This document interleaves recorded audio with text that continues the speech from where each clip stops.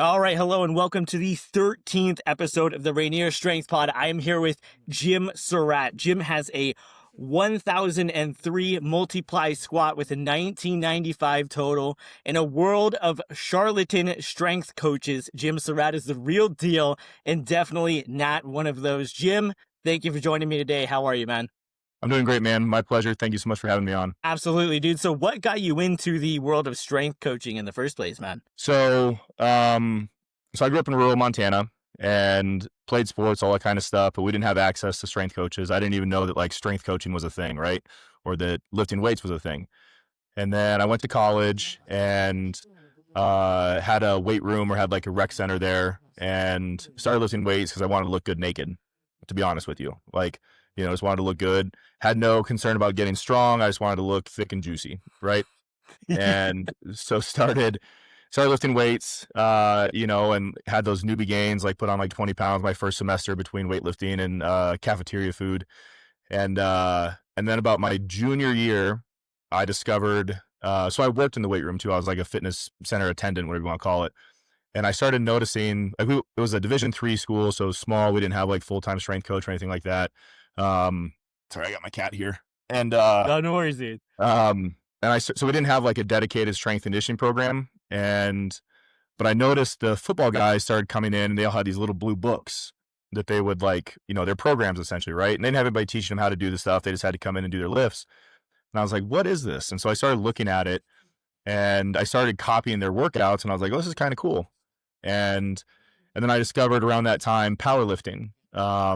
I had started getting into powerlifting more. I was running Jim Wendler's 531 and I was actually on YouTube and was looking for like wrist wrap tutorials and found a video when Mark Bell was big and strong, when he was smelly. I found a video of him squatting like 1,000 some odd pounds. I was like, you know what? That's what I want to do. So I was a creative writing major. So it was too late to go back and like start over as a kinesiology or exercise science major. So I finished my degree. And then long story short, fast forward a few years, decided that strength and conditioning was where I wanted to be. And so I got an internship at Missouri State University down in Springfield, Missouri. So moved down there, like didn't know anybody, didn't know the city, had nothing. Rented this room off Craigslist, literally sight unseen. So like just like sketchy as could be. And so got into strength and conditioning, spent a couple years interning, and eventually got back and got my master's, and the rest is kind of history. I love coaching. I love strength and conditioning, and I love to write still. I do it fairly prolifically, both creatively and from the perspective of like strength and conditioning. I write articles and books and that kind of stuff, but I can't see myself doing anything else ever with the rest of my life. Yeah. And Bill Gillespie said that strength is the foundation of any type of like athletic endeavor, which I couldn't agree with more. And also, I forgot to mention too, that 1,003 pound squat was at 238 pounds body weight, which is just ridiculous, man. That's absolutely wild, dude. Yeah. So was it, seeing that video of Mark Bell and stuff, was that your introduction to equipped lifting? Is that how you got into multiply? Yeah. So I discovered Elite FTS at some point, right? Kind of like we all do, and saw they had like, this was when they were partnered with Metal.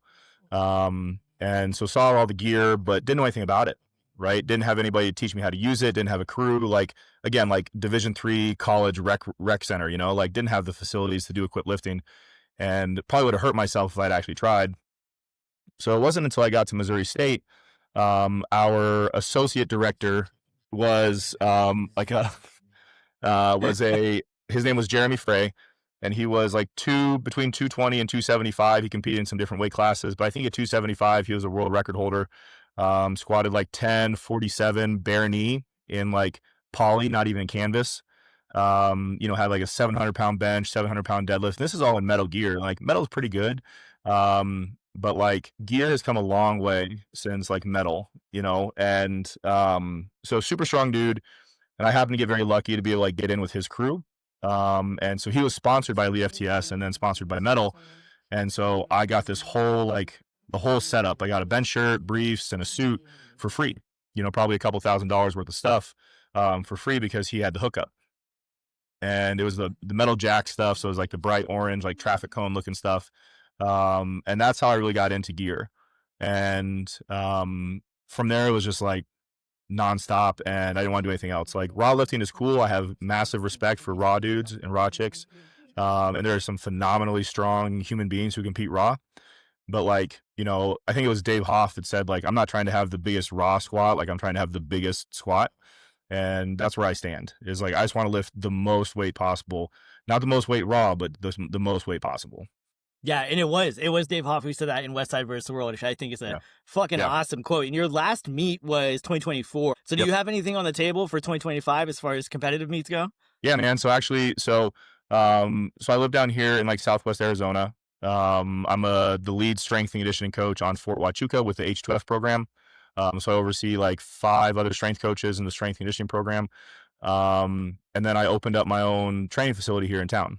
There wasn't anywhere to lift here in town like the way I wanted to. There's no powerlifting gyms. There's a CrossFit gym, some like, some like commercial gym type stuff, but nowhere to lift like seriously.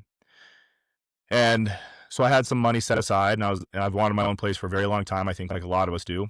And I finally just took the plunge. And so I opened up this facility. It's like a little like garage, like very like, old school garage dungeon type place, you know? And so one of my training partners it's a long story, but anyway, one of my training partners, he wanted to do a meet here in October. And we had about 6 weeks, and he said, "Hey man, you want to shotgun this meet?" And I said, "Why not?" Like, we've been training for like 2.5 months now already. So we just put together like a 6-week peak. And so we're competing on October 11th, we compete. And, I'm just gonna go up and have fun. The last meet that I tried to do was down in Gatlinburg, Tennessee. And I tried an 1,100-pound squat because that was my big goal, and missed it because, I mean, like, it's like 900's heavy, 1,000's pretty heavy, but 1,100 was like soul crushing. Like I had to pick it twice because my first pick I rocked forward and lost it, and they took it and they put it back in, and then I took it again and I hit depth, but like just got nowhere, like just stapled, and so they took the bar. And I remember like dry heaving and gagging and like almost passing out. Like I had to just like lean against the wall and just exist for like 5 minutes. And, and so this meet, I just want to go have fun. I'm more concerned at this point, like as a coach, I'm more concerned about him doing well than me, because we got him and I, and then we have another training partner who's going to come up with us and wrap us. But he and I will probably go back to back, and like you can't wrap like 2 people back to back, So if I have to end up going in sleeves, that's totally fine. I don't really care. But if I can get upwards of 1,000 again, that'd be great. If not, I want to see him succeed, and I just want to go have fun. Yeah, and a lot of people miss out on the drama of multiply or equip lifting in general. Because, like you said, I love raw lifting too. I've competed a handful of times raw. I mean, all my competitions are raw, but Yep. as of right now. But dude, like seeing people come out and their first attempt is just like terrible, second attempt terrible, and they just keep upping the weight, and then the third attempt come out, headbutt the bar, fucking nose bleeding, and it comes up, and it's like you don't get that with raw, man. I love raw, Right. but you don't get that with raw, dude. Multiply and equipment in general is exhilarating, like Yes. it really is. Yeah. And like, I think I've heard a quote saying that like, Olympic weightlifting is like poetry in motion, right? Because it can be very smooth. Like when people are really good at it, they're very good at it, right? And when they're bad at it, they're really bad at it. And I think the same thing applies to equipped lifting because you have to be so precise. Like if you're raw and you get out of the groove, you can kind of like muscle your way back into your groove and like still get the lift. But like, if you're squatting or dead or benching, particularly in gear, like if you get out of your groove even by like an inch, like you've lost it, And so Yeah. you really have to be very proficient. And like when somebody hits, to depth, especially in multiply, and I'll be the first to admit that like multiply squats are always high. Like, I mean, I will, it is what it is, right? But like if somebody can execute it well and make it look good, like it's very impressive. Yeah, I completely agree. And with your training of the service members, how do Yep. you program their type of training? Because obviously it's going to be a lot different than training someone that's like competing in equipment. So how does that training look for your service members? Right. So I still run the conjugate method. I run that almost exclusively with my clients, like my powerlifting clients. When I was doing collegiate strength and conditioning, I ran conjugate with them. And it's a very effective and very like adaptable system. And so, but here we have, so here at Huachuca, Fort Huachuca here in Arizona, it's kind of a different situation where like it's a military intelligence base. And so we get a lot of kids, like they're very young, they're coming out of basic, they're going into their AIT, their advanced individual training. And so they're learning how to be soldiers and they're learning how to do their skill craft. Right. And so they have to engage in PT. So what we do is we don't necessarily direct PT, but we assist and supervise. And then we can write like programs for both students and permanent party, like the drill sergeants, the officers, that kind of stuff. And it really comes down to, so I did a video about this actually on my YouTube channel the other day about like jumping for tactical populations as compared to like using weightlifting for power production and rate of force development. And you have to look at it through the lens of like, what are we trying to achieve? Right? So like for me and my powerlifters, like we want to be really good at powerlifting, right? So like we're trying to be as strong as we can within the context of squat, bench, and deadlift. And so everything we do is directed and shaped towards that end goal, towards that end state.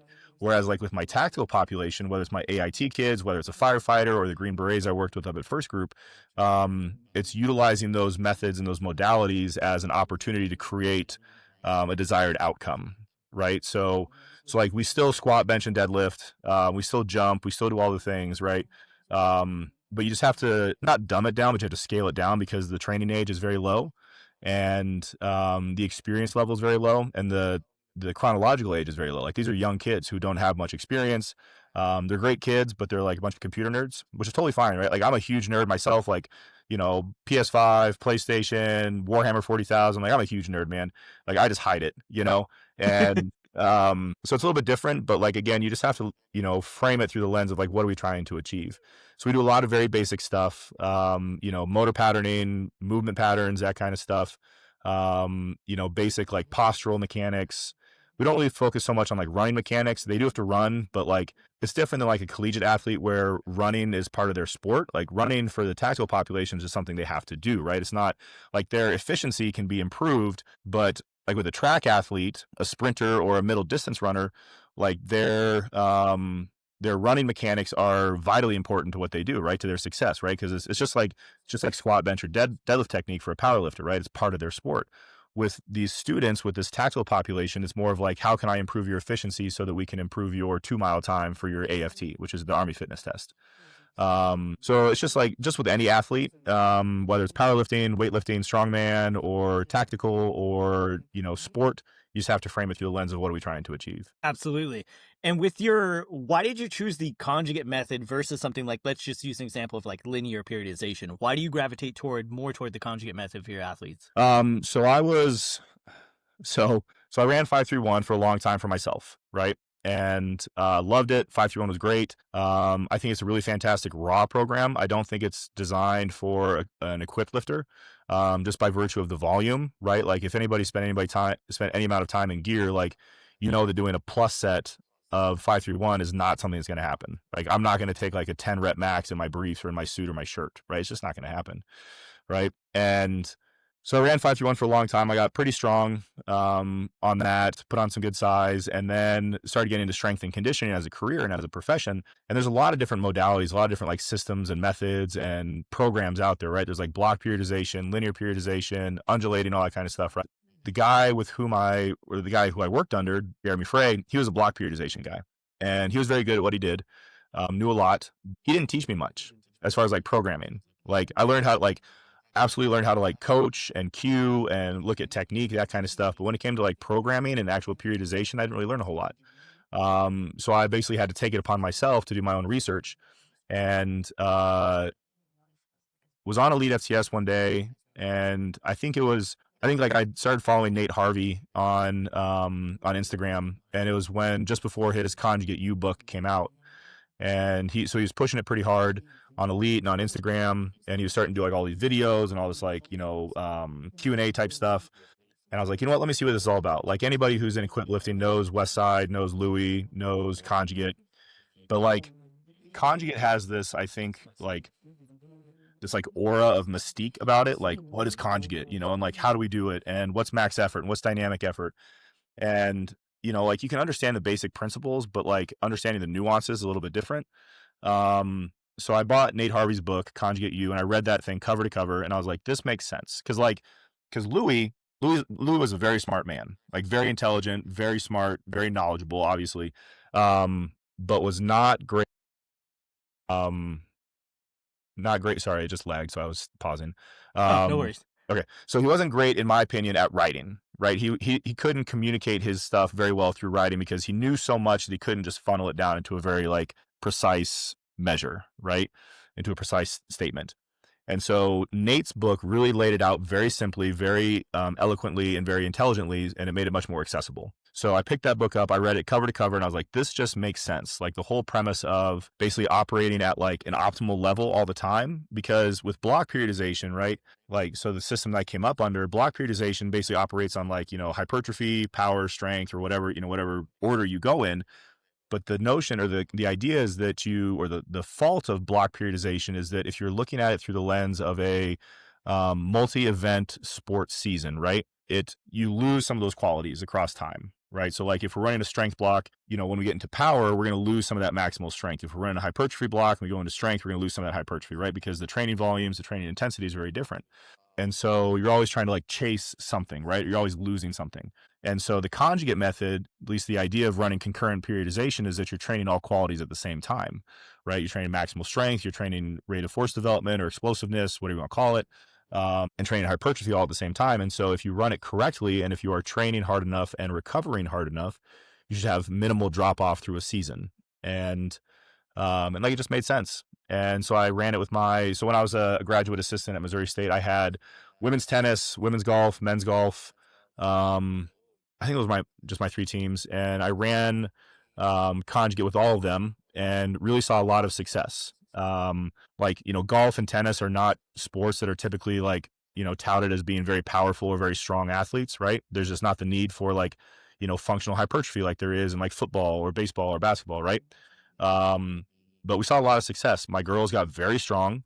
And I don't want to like take anything away from the skill of these athletes, but like the year that I worked with, or the second year I think I worked with those teams, my men's golf team won the conference championship and my women's tennis team won the conference championship. And again, like not like saying it was me, right? That like my training made it, was like the thing. But I think it definitely made a difference. And I realized how easily the conjugate method could be implemented into a collegiate strength conditioning system, and never look back. Like I still run 5-through-1. I'll use it from time to time with like people who don't have, because like I don't think there's like prerequisites for strength levels when it comes to conjugate. Like you don't have to be X amount of strong before you can start doing max effort, because it's all relative, right? But you have to have a certain or sufficient amount of technical proficiency and expertise, right? Like you can't just take a novice and throw them under a bar and say, go squat a max, right? They're going to get hurt, right? So something like 5-through-1 that's very basic, very effective, but very simple, lends itself more effectively and more directly toward a novice population as compared to like an advanced individual. So I still run 5-through-1. I don't run block ever. I don't like it. I don't think it has a lot of value in the arenas in which I operate. Because block periodization is really good for like a single event. Like you peak for like, like if you're doing like weightlifting, like you're peaking for like a quadrennial cycle, you can run a block periodization model, and you can peak for a certain event, you taper, you recover, all that kind of stuff, right? But if we're looking at a multi-sport or multi-event sports season, something like conjugate where you're prepared all the time, and then you can peak when you need to, is much more effective. Absolutely. And with the conjugate method, there's a lot of accommodating resistance, right? A lot of people use variances in accommodating resistance. The only one I haven't seen in a while is weight releasers. We have some at the gym, but I haven't seen them in a long time. Yeah. Do you have a preferred method, whether it's chains or bands, in that regard? Yep. So I think chains are much more accessible. And I think they're safer. So if we're looking at, so again, you got to look at it through the lens of like, what are we trying to achieve, right? If I'm working with an athletic population, if they get hurt training, they can't play their sport, right? And that's on me. If I'm working with a tactical population, like a tactical professional, if they get hurt, they can't do their job, right? And that's on me. Powerlifters, it's like, hey, if you get hurt, like, yes, you can't compete in powerlifting, but it's not gonna like, it doesn't take away from your livelihood, right? Like, powerlifting for 99.9% of us is a hobby, right? It's just a thing we do on the side to keep us from murdering people, right? But I think chains are more readily accessible. They're easier to set up. They're safer and they're more consistent.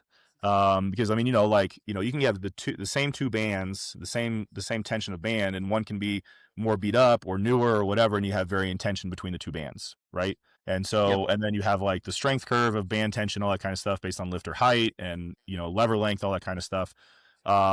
And what I really like about chains is that the weight you're getting, plus or minus, right? Like, I'm not going to say like, okay, this link weighs this much and whatever, right? But like, that a standard chain weighs about 20 pounds, So if you're a, you know, a 6-foot-ish man, like you're probably getting that full load at the top if you're squatting or deadlifting or even benching, depending on how you set it up.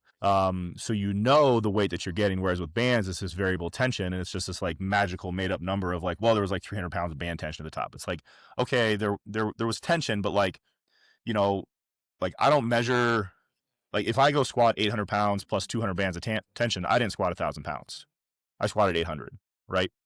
And same thing goes for chains, because like, you know, if you have 200 pounds of chain, you know, and 800 pounds of bar weight, you're getting 800 pounds of weight at the bottom, but you're getting 1,000 pounds at top. And like, that's more measurable, but you still didn't squat 1,000 pounds. You squatted like, you know, 800 plus chain, right?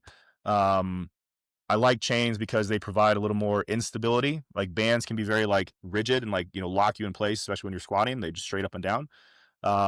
And you're less inclined to get, I think, just blown out of the water with chains. Like band, like if you're benching against bands and like you hit a sticking point, you're probably not getting through it. Like if you're not strong enough to beat the band, like you're not getting through it. Chains you can grind through. So I guess to kind of backtrack, it depends on what you're trying to achieve, right? So like if we're looking for maximal strength, I think chains are really good.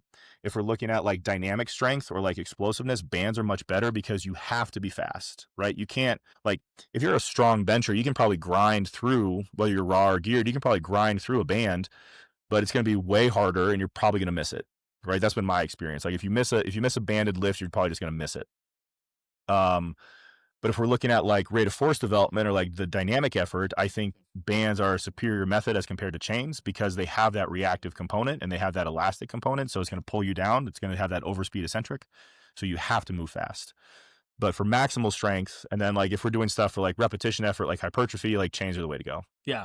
Yeah. And with your 1,000-pound squat, just massive. I mean, it's a huge freaking squat, dude. I mean, that's crazy. It's 4 digits, man. I'm always impressed. Whenever numbers start to get into the 4 digits, my mind just starts to like blow, dude. Like it's crazy. So when you were training for that 1,000-pound squat, how did your training look leading up to that? How many times a week were you squatting? So the way that I run things is I have shifted away from doing like a true dynamic effort day. And I'll do like what I call a secondary lower day. So let's say max effort Monday is a squat, right? I'll train Monday, Tuesday, Thursday, Friday. Well, now I train on Saturdays, but anyway, doesn't matter. But I have 2 lower days and 2 upper days. And so the way that I structured things during that 1,000-pound cycle was like I'd have a max effort day on Monday, which would either be a squat or a deadlift variation. And then my secondary lower day, which would typically be like Thursday, was the opposite of that. So if I squat on Monday, I would deadlift on Thursday, and then vice versa, right? So you're getting each movement per week. So you're not missing out on like, and the way that I structure it is that my secondary day is still a very intense day. It's not max effort, but it's like a technical max, right? So it's like, it's still high intensity, probably like a 7 or an 8 as compared to like a 9 out of 10 or 9 to 10 if we're looking at things from an RPE scale. And the way that I justify it and the way that I theorize it is that you are building technical proficiency under circa maximal load, right? Because like, I think the dynamic effort method is really effective and very efficient and very useful.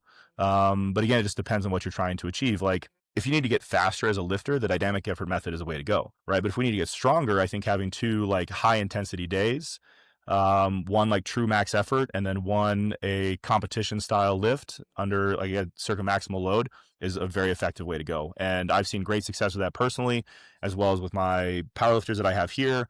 And then the people I train online.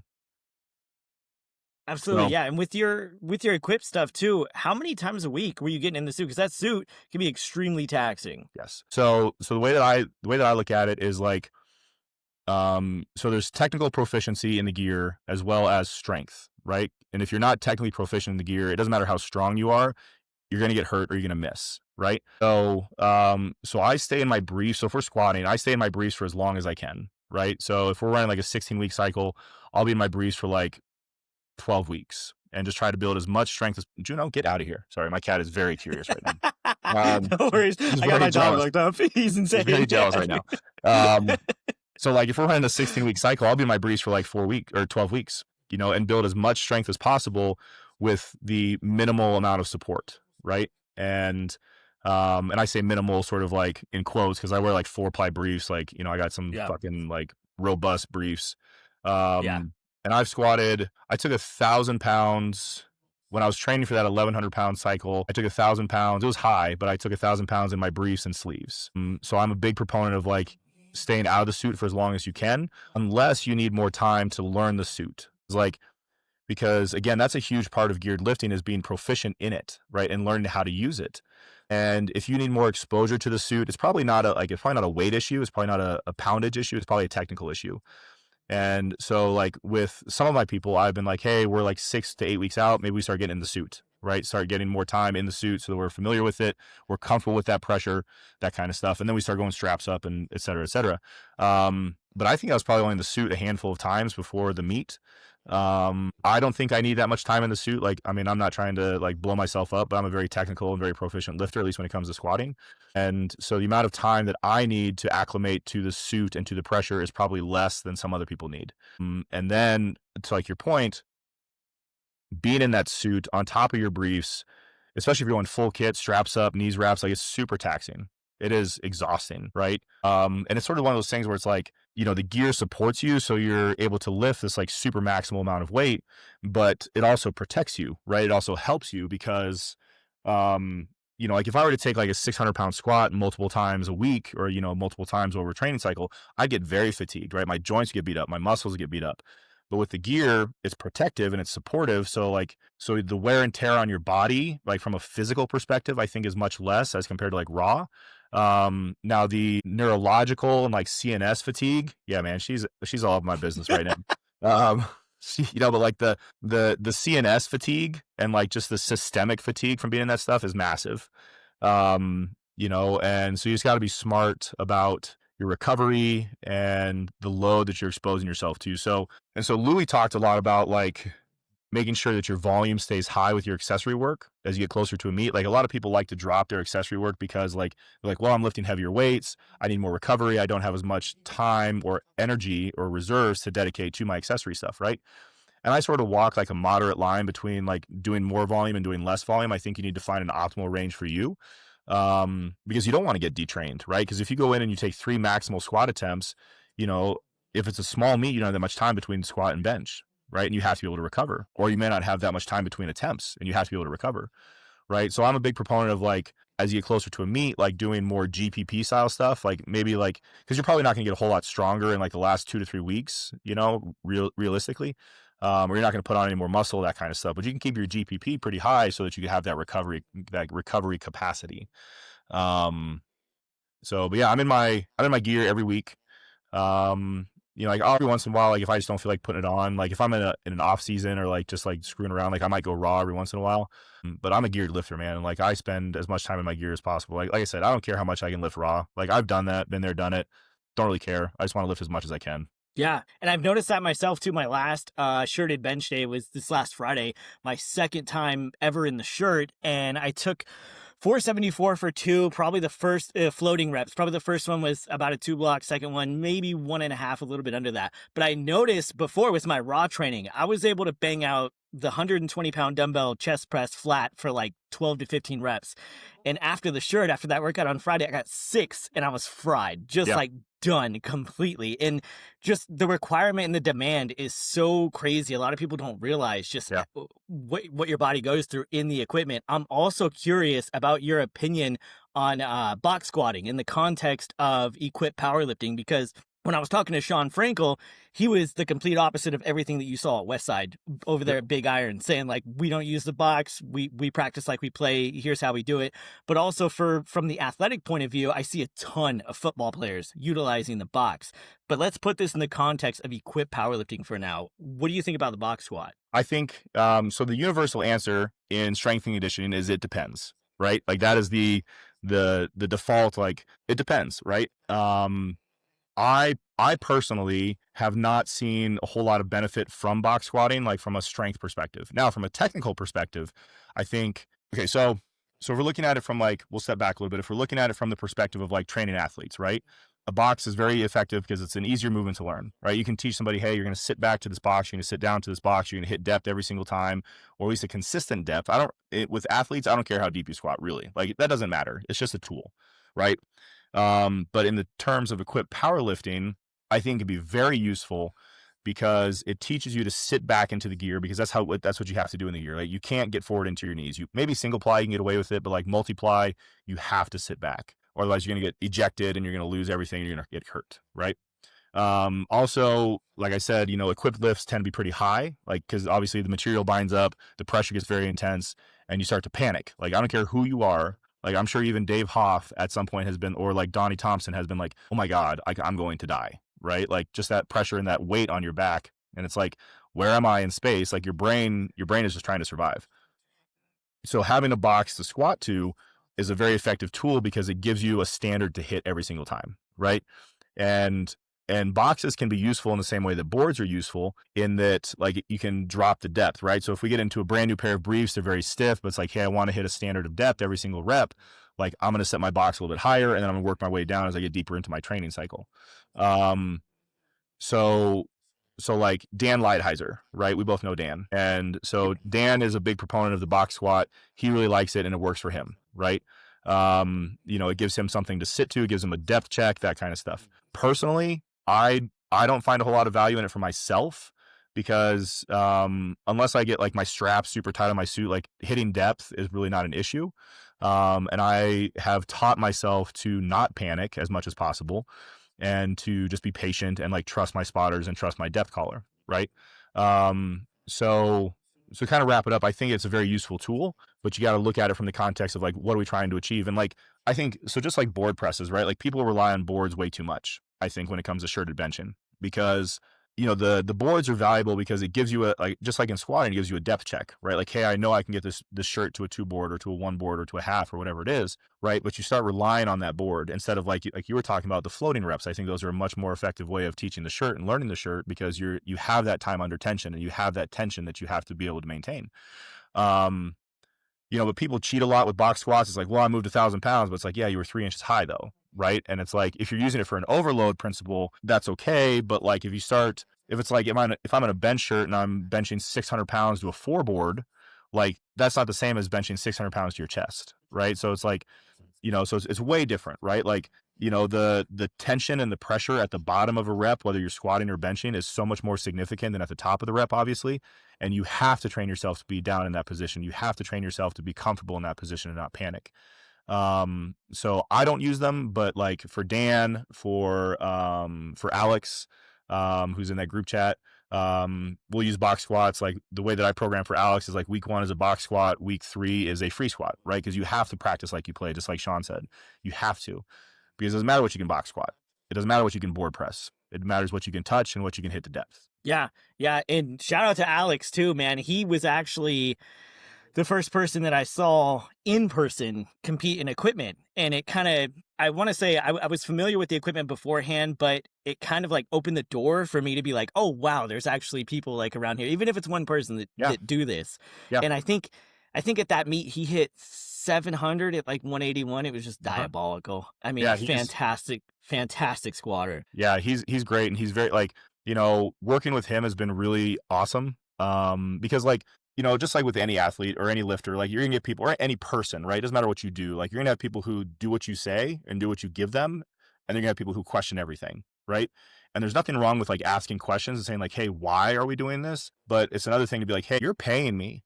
Like, you're giving me your money to give you this program, but yet you're questioning everything we do. Like, what's the point, right? So again, shout out to Alex. He works his ass off. He's made phenomenal strides, and he's like every coach's dream when it comes to a lifter, because he just works and he does what you say. Like, hey man, we're gonna go straps down in your suit to a box. He's like, dope, let's do it. So, but yeah, he's a phenomenal lifter, especially at that 181, like, super strong dude. Yeah, he's ridiculously strong. But the second part of the strength and conditioning, the conditioning aspect, what type of conditioning are you getting for your competitive powerlifters? So we do, we'll just do like the basic GPP, like the basic West Side stuff, like sled drags. At my facility, we have like a loaded wheelbarrow. I have a prowler, have a drag sled from Westside. We have these big ass chains that probably weigh about 80 to 100 pounds between the two of them. We'll drag those. We'll do like farmer's carries, that kind of stuff. So just basic stuff. Because like, none of us are built to do like conditioning, right? Like, none of us can do Metcons. None of us can do, like, one of my dudes is like, he's cutting down from like 315 to 275 for this meet. I got another dude who's up towards 400 pounds. Like, we're just not built to do like conditioning, right? It's just not what we want to do. Like, we want to lift heavy, right? So the very basic stuff that is going to transfer to what we do, right? So like, because anybody can go run or hit a bike or do an elliptical or whatever it is, right? And just do like some very basic aerobic zone 2 type stuff. But is it going to transfer to what we're trying to do, right? So if we're doing like sled drags or chain drags or wheelbarrow carries, like that kind of stuff, that is going to, even indirectly, going to carry over to what we do on the platform, right? Like grip strength, hamstring, glute, lower back, core strength, all that kind of stuff, loaded carries, sandbag stuff. All that is going to have transfer of training to what we're trying to do on the platform in a competitive sense. So we don't do a whole lot of it, mostly because by the time we're done with our like max effort and our accessories, we're just like, let's get the fuck out of here. Like we're smoked, I mean, everybody has lives, right? Like, Yep. Got kids and families and that kind of stuff. So like we have a very limited amount of time to train. And so we gotta be very efficient with it. But yeah, basic like GPP stuff that carries over to what we're trying to do on the platform. And for your accessory movements, let's say with the squat, since you're a massive squatter and you have some massive squatters under you, Yep. What are you utilizing for accessory movements? What would you say are the most beneficial for you and your athletes? So we'll do a lot of like RDLs, like just basic barbell RDLs. I'm a huge proponent of that. The guy Jeremy Frey that I came up under, he was a big proponent of just like big and basic. And so RDL is really good. I'm not a fan of good mornings. I think that for most of us, the return on investment is too low and the risk is too high, right? Like I don't think it's a dangerous movement. I just think that if you have a banged up lower back, there's just safer ways to do it, right? Like, and you can do good mornings with like, chain or bands or like a safety squat bar. It doesn't have to be max effort or like super heavy. Like I know some people are big proponents of like, super maximal, like seated good mornings, that kind of stuff, right? Like from pins or from chains. I have not seen any carryover for me, nor the need for stuff like heavy good mornings. But we do a lot of band work. I think high volume band work is very effective for power lifters because most of us don't want to take, especially if you're in gear or if you're squatting 700-800 pounds, like most of us don't want to take the time to do like super heavy accessories afterwards, right? And you're going to, from a strength perspective, like obviously your max effort is going to give you that strength stimulus, right? And so like, obviously max effort is to develop maximal strength.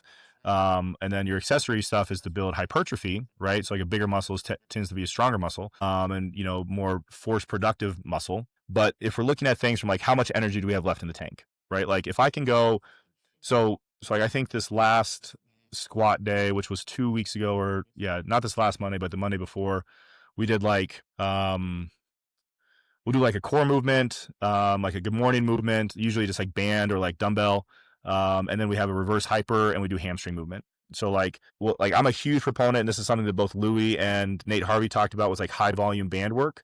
So we'll do like, we'll do like banded leg curls. We'll do both seated and prone, depending on the day, and we'll do like 100 total reps. And so you just crank out as much volume as you can. And the good thing about band work is that it's super low intensity.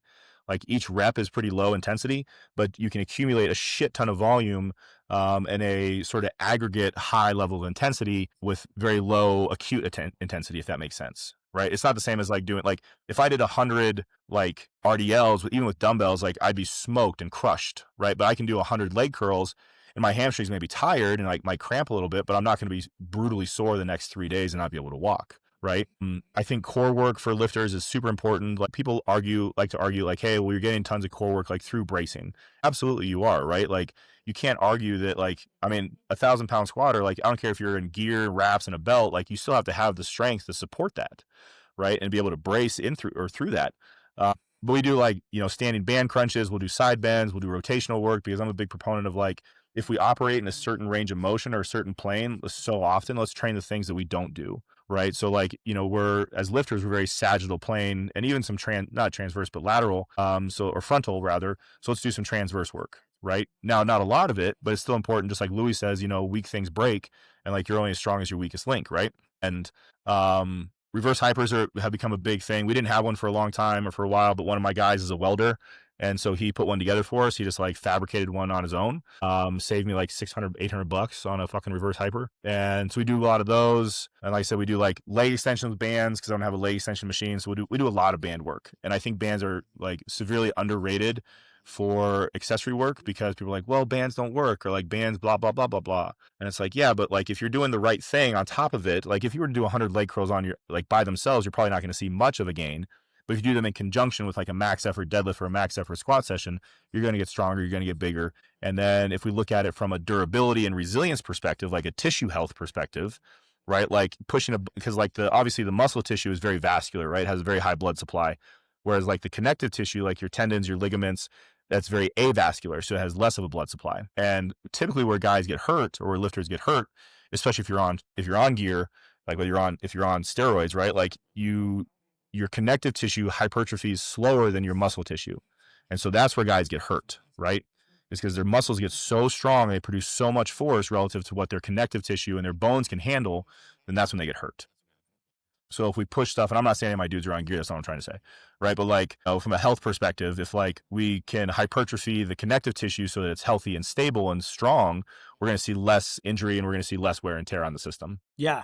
And that was going to be my next topic of conversation, was injury prevention and also recovery management. There's a ton of recovery modalities out there. There's a million and one different ways. People recommend different things: deep tissue, acupuncture, all kinds of stuff, deep stretching. What, if any, do you use to maximize your recovery to be able to support these massive weights? So personally, I've been very fortunate, right? Like, I don't know what it is. And again, I'm not trying to like toot my own horn, but like I can recover pretty quickly.